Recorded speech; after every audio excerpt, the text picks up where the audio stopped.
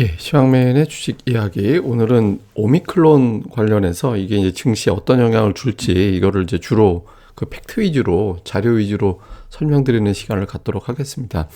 우선 이제 오미크론 같은 경우는 최초에 이제 남아공에서 발견이 됐죠. 뭐 간단하게만 말씀드리면 남아공 한 지역에서 갑자기 확진자가 확 늘어나서 이게 왜 이렇게 늘어났지라고 이제 거기를 좀 확진자들 조사를 해봤더니 새로운 변이가 나왔다라는 거예요. 그래서 이제 이 새로운 변이가 나와서 이걸 갖다 이제 WHO에다가 이제 보고를 하고 또 이제 검사를 해보니까 변이가 좀 센 변이가 나온 것 같다. 그래서 지금 이걸 갖다 이제 오미크론으로 명명을 했죠. 그 남아공의 확진자 수가 최근에 증가한 걸로 봐서는 이 증가된 수치의 상당 부분이 오미크론일 수도 있다. 그러면 전염력이 상당히 빠른 거잖아요. 이 부분에 대해서 이제 시장이 걱정을 하는 그런 상황이 만들어지고 있는 거죠.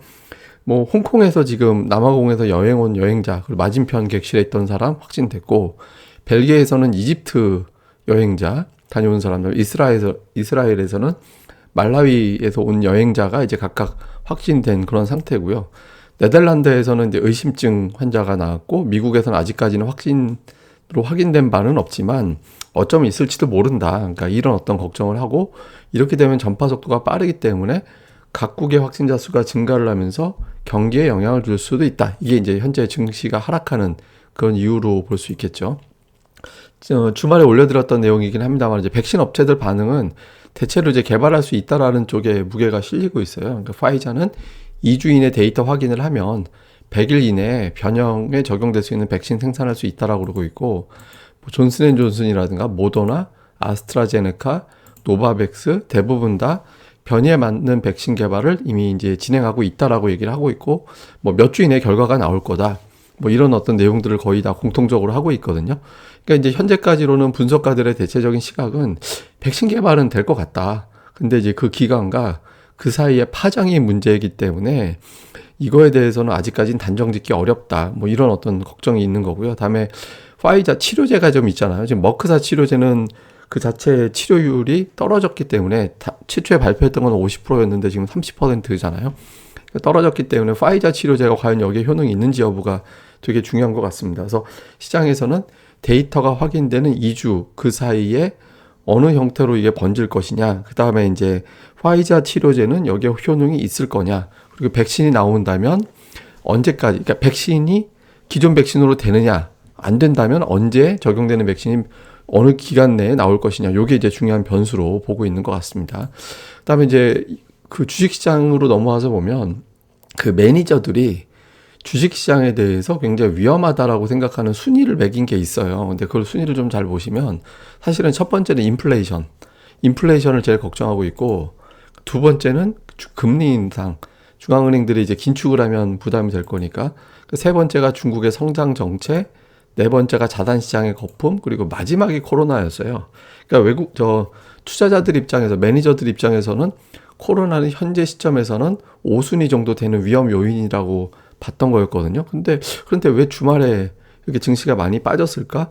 이게 이유를 생각을 해보면 이 모든 것이 합쳐지는 상황이 생길 것 같다라는 걱정을 하는 거잖아요. 인플레이션은 안 좋은데 중앙은행들은 금리는 올릴 것 같고, 중국의 성장은 어떻게 될지 모르고 지금 위치는 거품 같은데 코로나가 다시 커져? 이러면 이제 걱정을 하는 거잖아요. 이제 이 걱정을 덜어내기 위해서는 백신에 대한 어떤 보다 이제 구체화된 내용이 언제 나오느냐, 요 이제 정보가 필요하고, 두 번째는 각국의 봉쇄가 적극적일까 아니면은 봉쇄하지 않을까.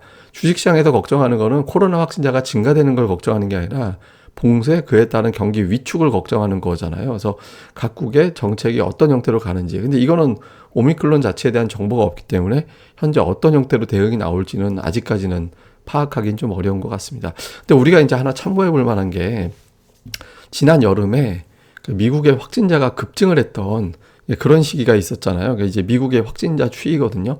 하루 확진자, 그다음에 7일 이평선. 그러니까 막대 그래프는 하루 확진자고 이 선 그래프는 7일 평균치거든요. 근데 요 구간에서 확진자가 굉장히 빠른 속도로 증가를 했죠. 그때 7일 평균이 한 2만 명에서 16만 명 정도까지 급증을 하던 그런 시점이었거든요. 그러면 이때 이제 주식시장이 어떻게 됐느냐? 요 이제 그래프 아닌데 요 그래프 때 요 기간이에요. 요 기간 보시면 주식시장이 사이사이마다 조정이 나오긴 했지만 결과적으로는 올라갔죠. 예, 이 사이의 조정 폭도 한 3, 4% 정도? 예, 그 정도 폭에 그치고 다시 올라갔거든요. 그러면 여기서 눈에 확 띄는 게 그럼 9월에 나타났던 이 조정은 뭐지라고 걱정할 수 있잖아요.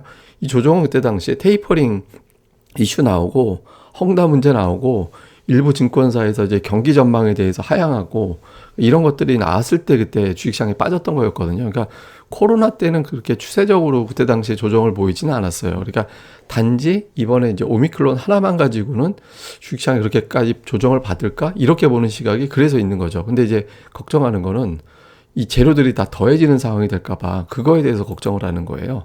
그리고 이제 이 걱정의 이면에는 또 뭐가 있냐면 이거 이제 블룸버그에서 나왔던 그 뱅크 오브 아메리카에서 이제 데이터를 뽑은 건데 그 이제 블룸버그 기사에서 나왔던 자료거든요. 그러니까 이게 뭐냐면 그 주식시장에 들어온 자금, 예, 주식시장에 이제 들어온 주식형 펀드에 투입된 자금이 얼만큼 들어왔는지를 계산하는 건데 1년간 이제 9천억 달러가 유입됐다라는 거예요. 그러니까 지난 어떤 19년 동안 유입됐던 돈을 합친 것보다 1년 사이 유입된 돈이 훨씬 더 많다. 그러니까 그것 때문에 시장이 그동안 올라왔다라고 볼 수 있거든요. 돈이 워낙 많이 들어왔으니까. 근데 이게 지금 어떤 상황을 걱정하는 거냐면 만약에 여기서 주식시장이 깨져버리면 이 엄청난 돈이 들어와서 가계에서 차지하고 있는 주식에 대한 비중이 엄청나게 높을 텐데 이게 만약에 깨지게 됐을 때 돈이 갑자기 사라지게 되면 소비가 극단적으로 위축되는 상황이 초래될 수도 있는 거잖아요. 그러니까 투자자들이 지금 긴장하고 있는 거는 이제 개인 투자자들의 주식 비중이 대단히 높다. 근데 이게 만약에 무너졌을 때 미국 경제에 아무래도 영향을 줄 수밖에 없다. 그러니까 그런 상황이 될까? 이거에 대해서 이제 걱정을 하면서 시장이 이제 밀린 거라고 볼 수 있을 것 같습니다. 그래서 좀 종합해서 보면 일단 정보가 너무 없어요. 예, 그러니까 오미크론 관련해서 정보가 너무 없다라는 게 오히려 불확실성이 돼버리는 거죠. 그래서 파이자에서 분석하는데 이제 2주 이내라고 했으니까 최대치로 2주 잡고 그 분석되는 2주 사이에 여러 가지 어떤 비관적인 뭐 이런 어떤 보도량이 좀 나올 수도 있고 뭐 이게 단계 갑자기 반전될 수도 있을 겁니다. 또 역으로. 이 정보가 너무 없다라는 점이 현재까지로는 좀 부담이 되고 두 번째는 대대적인 봉쇄로 갈 수 있는 사안이 되는 거냐. 이게 이제 경제에 미치는 영향, 기업들의 실적 전망, 경제 성장을 하향 조정해야 되는지 하향 조정하면 또 기업들의 실적 전망치를 하향 조정하면 그만큼 주가는 빠져야 되거든요. 그러니까 이거 이제 봉쇄로 갈 거. 현재까지로는 안 갈 거다. 일부 국가 제외하고는 안 갈 거다라는 쪽이 우세하긴 하거든요. 근데 이건 아직 조금 더 추이를 봐야 될 것 같고 다음에 이제 백신 업체들은 적용되는 백신을 내놓을 수 있을 거냐, 내놓을 수 있다라는 쪽에 무게가 실리는데 다만 이제 상당수의 투자자들은 그걸 어떻게 믿어? 액면 그대로. 모르는 일이잖아. 이런 반응도 좀 있거든요. 그래서 백신 업체들의 조금 더 적극적인 자신감이 나오는지 여부, 이것도 이제 중요한 변수가 될 거고요. 그다음에 제일 부담스러운 건 또는 반전이 될 수도 있는 건 금리 같은 부담 요인하고 이게 합쳐지는 상황이 생길 때, 그러면 굉장히 이제 부담이 커질 수 있겠죠. 그럼에도 불구하고 뭐 금리 올려 막 이래버린다든가 이래버리면, 근데 오히려 역으로 금리 인상, 긴축 속도가 빨라지는 거는 이미 틀렸다. 완화될 수밖에 없게 됐다. 이렇게 되면 조금 여지가 생길 수 있거든요. 어느 쪽으로 이제 뉴스가 실리느냐, 요거. 다음에 우리 증시로 봤을 때는 외국인들의 움직임에 변화를 주는 계기가 될 거냐. 일단 목금 연속 매도하긴 했는데 외국인들 하이닉스를 놓지는 않았거든요. 그러니까 하던 루틴에서 변화가 생기면 외국인들이 변심한 거잖아요. 그러니까 하이닉스를 계속해서 매수를 해 나갈 것이냐. 그러니까 이 부분이 상당히 중요한 어떤 변수가 될 수도 있을 겁니다. 그래서 요거 이제 확인이 필요하다. 이렇게 봐야 될 거고요. 다음에 이제 마지막 또 하나는 이게 정말 오미크론 때문에 시장이 이런 게 아닐 것 같아요. 제가 보기에는 최근에 악재에 대해서 너무 민감하게 다 반응하고 있거든요. 그러니까 파월 의장의 발언, 그 다음에 뭐 저 한국은행 총재의 발언 이거 가지고도 계속 지난주 내내 빠졌잖아요. 오미크론이 나오기 전에도 빠졌었어요. 그러니까 시장에 뭔가 걱정이 있는 거예요. 그리고 그 걱정이 이면에는 아마 미국의 유동성 축소라든가 이런 것들이 좀 시너지를 내고 있었던 게 아닐까. 그러니까 이런 것들이 지금 자신감이 없는 상태에서 오미크론으로 한번 두들겨 맞은 게 역으로 반전의 계기가 될까? 아니면 이제 정말 틀렸구나라고 해서 이제 매도가 급증하는 요인이 될까? 요게 이제 중요하게 되겠죠. 이게 이제 뭐냐면 그 미국의 금리 인상 확률을 보여주는 CMG 그룹의 그 표예요. 이게 보시면 파란색 선은 현재 금리를 유지할 것이다라는 확률. 그다음에 이제 아래에 있는 주황색 선은 금리를 내년도 6월에 첫 번째 금리가 올라갈 것이다라고 보는 확률 이건데 9월 중순 넘어가면서부터는 동결 확률이 떨어지고 올릴 확률이 올라가기 시작했잖아요. 근데 이게 이제 우리 증시에서도 보면 그때부터 주식시장이 이렇게 썩 좋은 흐름은 아니었어요. 그러니까 이것저것 핑계거리가 다 작용되긴 있지만 그러니까 미국의 금리에 대해서 어느 정도 투자자들이 의식을 하고 있다라는 거거든요. 그러니까 유동성 파티라고 생각했던 국면이 끝나는 거 아닌가? 그러니까 이런 걱정이 좀 있는 거예요. 근데 지난 주말에 갑자기 확 올라왔잖아요. 동결 확률이.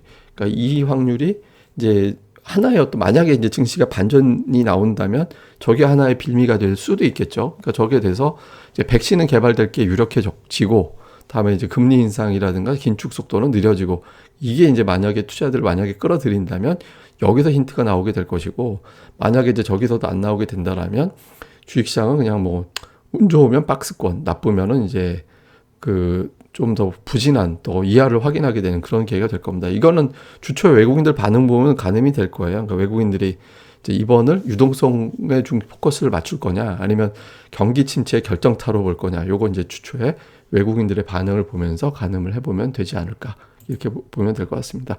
그래서 뭐 다른 내용 설명드리는 것보다 현재 어떤 팩트 부분들을 정리하고 그다음에 이전의 어떤 데이터들 최근의 데이터들을 보면서 각자 이제 판단해 보시면 도움이 될 것 같아서 제가 이제 그 팩트 위주로 자료 위주로 이제 설명을 드렸고요. 그러니까 시장은 단정하면 안 될 것 같아요. 그러니까 단정보다는 보여지는 현상 그때그때 특히 외국인들의 수급 동향 이런 걸 보면서 그때그때 정리를 해보고 특히 이제 중요한 건 종목들이잖아요. 그 종목들은 계속 말씀드리지만 어떤 흐름으로 종목들이 외국인 기관들이 물량을 좀 늘려나가는지 그런 종목들을 집중하는 그런 기간으로 삼으시는 게 좋을 것 같습니다. 예, 또 하루 한 주 잘 보내시고요. 저는 또 다음에 뵙겠습니다. 그리고 구독하기와 좋아요 많이 부탁드립니다. 감사합니다.